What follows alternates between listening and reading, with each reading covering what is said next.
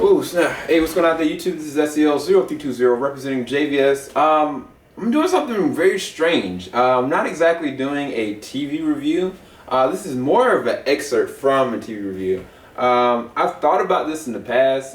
There's certain sequences that happen, such as like when Arrow happened with Oliver King getting stabbed through the chest. I thought that was something to react to and talk about. When, like in the originals, when Klaus just took out a whole hive of vampires single-handedly, I thought that was a segment that was unforgivable. This moment actually happens with Fox's Empire. I've not been doing any reviews for them, to be quite honest with you, because the first 3 to 2 episodes, it was just really ratchet to me. I couldn't get into it. It lost its essence to me, which was behind the music and the family. I've seen its progression, and it seems like it's getting a lot more solid and solidified versus just going out the gate, just, I don't know, guns blazing. But one of the things that I've been keeping a watch on specifically today was the rap battle between Bre-Z and Yazz, or if you want to go Freda versus Hakeem. And so this is my review / reaction to it. I thought it was really good. To be quite honest with you, I was thinking off the gate that Freda, she destroys these. She destroys bars. And not just that, like, she has this vicious nature. Just Bre-Z, if you go and do different interviews on her, like, she's straight savage. But Yazz is naturally talented too. He's got a way with words, but at the same time, he's a showmanship. One of the things that Jamal has said, he was like, you're not going to beat this girl at her own game.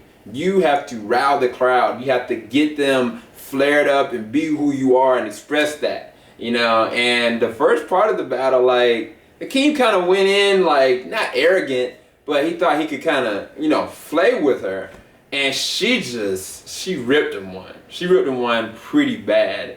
And then following after that, the next one, like, old dude put up a beat. And I was like, okay, what does she got from this? And she was going in straight savage. And I was thinking, man, that anybody else would have kind of fell back and quit.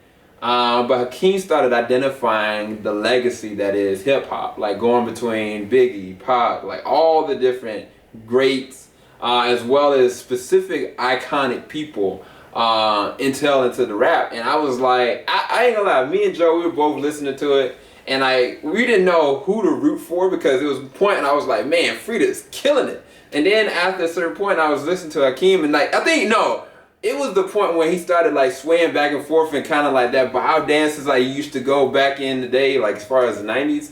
And he used that flow perfectly. Like I was like, that was one of the most hypest moments that I've seen in Empire, to be quite honest with you. I think this season, even though I felt it had been really ratchet, when I heard Lucious, to be quite honest with y'all, in the jail cell with Petey Pablo and who was that other word? I think it was it Montana? I think it was Montana. He did the song Snitch.